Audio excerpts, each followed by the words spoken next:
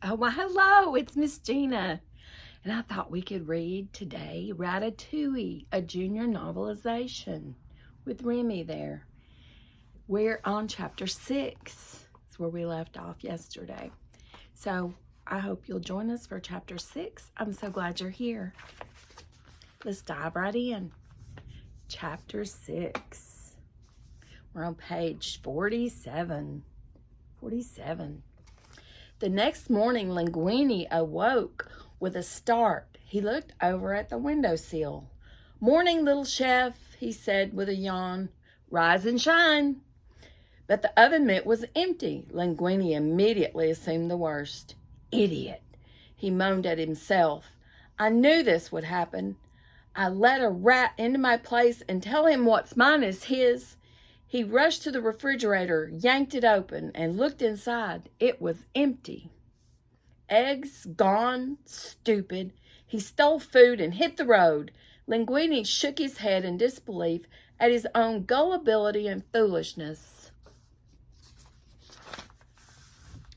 What did I expect? That's what I get for trusting a rat. Linguini turned and discovered that Remy was cooking breakfast on the hot plate. The little rat looked quite pleased with himself. The table was set for 2. Linguini blinked. What is that for?" "What, is that for me?" Remy nodded. Skillfully, but with effort, he spooned most of the eggs onto Linguini's plate and the rest onto his plate. Linguini sat at the table and put a forkful into his mouth. It's good," said Linguini. Then he glanced at his watch. "Oh, no, we're going to be late. And on the first day. Come on, little chef." Linguini shoveled the rest of the eggs into his mouth and grabbed his coat. He picked up Remy and jammed him into his coat pocket. Before the hungry rat could get even a single forkful of egg into his mouth, then he ran out the door. In Gusteau's kitchen, the cooks were all clustered around Colette as she read aloud a review from the morning's paper. Even Skinner was curious.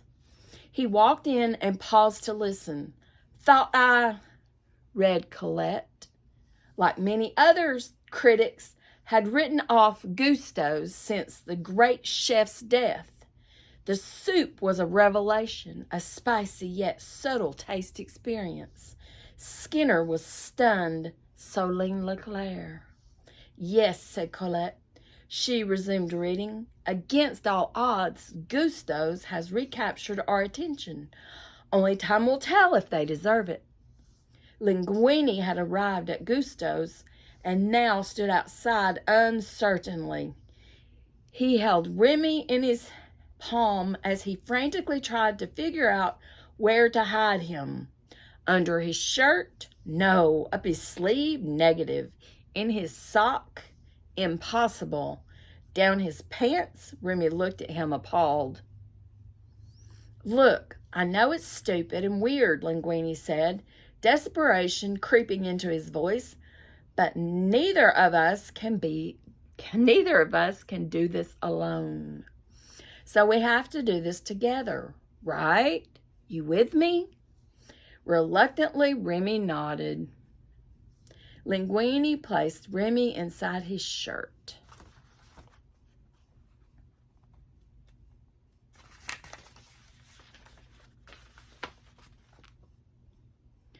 "So let's do this thing," he shouted, trying to psych himself up. With a burst of nervous energy, he slammed open the kitchen door and strode to his station. But having a rat in his clothing transformed Linguini's confident swagger into a strangely spastic lurch. The cooks watched this new co-worker in silent amusement. A tall white chef's hat. Linguini's new hat rested at his station. Linguini picked it up, swallowed hard, and put it on his head. All of a sudden, Skinner was beside him. Linguini jumped. "Now," Skinner said with a scowl, "recreate the soup." He smiled a nasty smile. Take as much time as you need. And with that, he stalked off. Linguini looked down at his station. Soup, he said weakly. So Linguini started to work. Or started trying to cook, to be more accurate, with no skill, no grace, and certainly no thought about what he was doing. He dumped the same ingredients he had used the day before into the pot and stirred. Peeking out from Linguini's collar, Remy watched him at work. He had to stop him. Remy scrambled under Linguini's shirt and across his chest. Linguini couldn't help giggling. That tickled. Remy's head next popped out from Linguini's shirt cuff. He inhaled the aroma from the bubbling soup and gagged. Good. Linguini was reaching for a spice. Bad. It was the wrong spice. Remy raced back across Linguini's chest to the opposite sleeve and gave Linguini's hand a sharp bite. Linguini yelped and dropped the spice tin. Remy scurried to the other arm, causing Linguini to giggle again. He gave Linguini yet another nip, and Linguini angrily smacked him. The other cooks were dumbfounded as they watched Linguini's strange movements. Finally, Linguini couldn't take it any longer. He lurched across the kitchen floor and into the refrigerated food safe. Closing the door behind him, he ripped his shirt open, revealing his chest.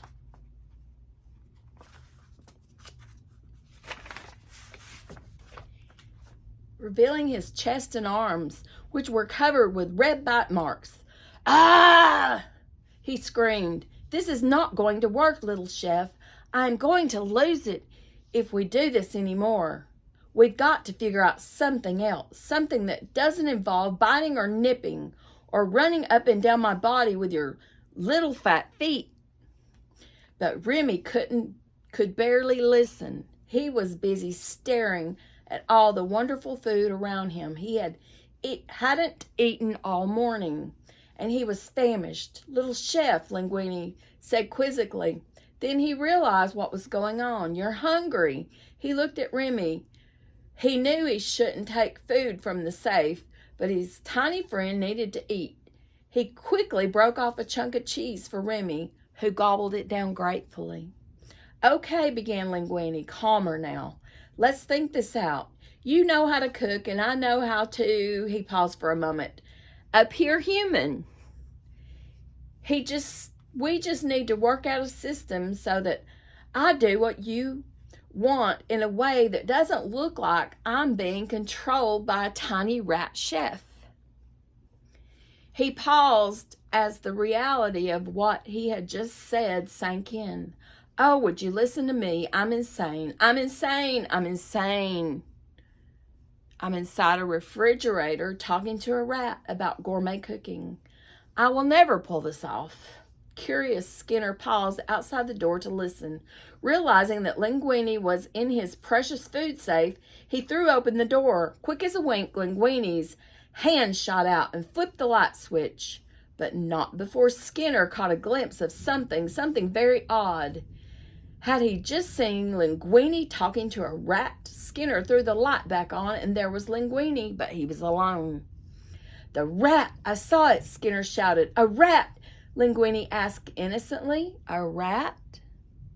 Linguini asked innocently. Yes, yes, Skinner answered. A rat! Right next to you. He thought for a moment. What are you doing in here? He asked suspiciously. I'm just familiarizing myself with, you know. Linguini glanced wildly around the food safe, the vegetables and such. Skinner's eyes narrowed. He knew that this garbage boy was up to no good. Get out, he said. Linguini returned to the kitchen. So where was Remy when the lights had gone out? Linguini had quickly shoved the rat, the only place he could think of, under the high white hat. Linguini whispered to the top of his head. That was close. You okay up there? Remy nodded. Then he looked up to see that Linguini was about to collide with Mustafa, who was carrying a tray loaded high with dishes. This was going to be a disaster of epic proportions. Without thinking, Remy grabbed 2 handfuls of Linguini's hair and yanked on them as on a horse's mane. Linguini jerked backwards so far under the tray of dishes it looked like he was doing the limbo. Crisis averted. Linguini blinked in amazement and ducked into the bathroom. He stood in front of the mirror and removed his hat so that he could address Remy directly. "How did you do that?" he asked. Remy shrugged. He didn't have a clue. He looked down at his paws, still grasping tufts of Linguini's hair. Experimentally, Remy gave the left tuft a big jerk. Linguini's left arm shot up. "Whoa!" exclaimed Linguini. Remy tugged again, and Linguini's legs suddenly kicked out. A wild gleam came into Remy's eyes. Like a child with a new toy, he gleefully began yanking tufts from various parts of Linguini's head. Linguini jerked around the bathroom like an out-of-control marionette. "Whoa!" Linguini cried. "That's strangely involuntary." He fell down onto the toilet seat. Remy stopped pulling. The 2 friends looked at each other. They had the same crazy idea. Later that night in Linguini's tiny apartment, it was time for some more experimenting. Linguini placed a cutting board and several utensils on the... Gotta turn our page. Placed it on the kitchen counter. "Okay," he said. Remy gestured that Linguini should blindfold himself. Then, from his perch on top of Linguini's head, Remy began pulling his hair, directing him around the kitchen. After much trial and error, several near falls, a close call with a cactus, an accidental launch of a frying pan out the window, and some flying pasta, Remy and Linguini moved on to pouring. The first try was a disaster. Red wine spilled all over the kitchen counter. Finally, Linguini was able to center the bottle over the glass. He barely breathed as he poured, spilling not a drop. He smiled and raised his glass in a toast. Next, he lifted the glass to Remy, who prepared to sip. But Linguini tipped the glass too far and poured wine all over Remy. Their practice eventually began to pay off. Remy successfully directed Linguini as he chopped an onion and cracked an egg.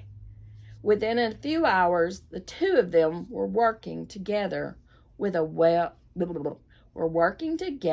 a well-oiled machine. And we're going to leave off on page 56. Next time we'll be on chapter 7. I hope you're enjoying this story. I hope you'll read more in 2024. And remember to grow your brain. I'll see you next time.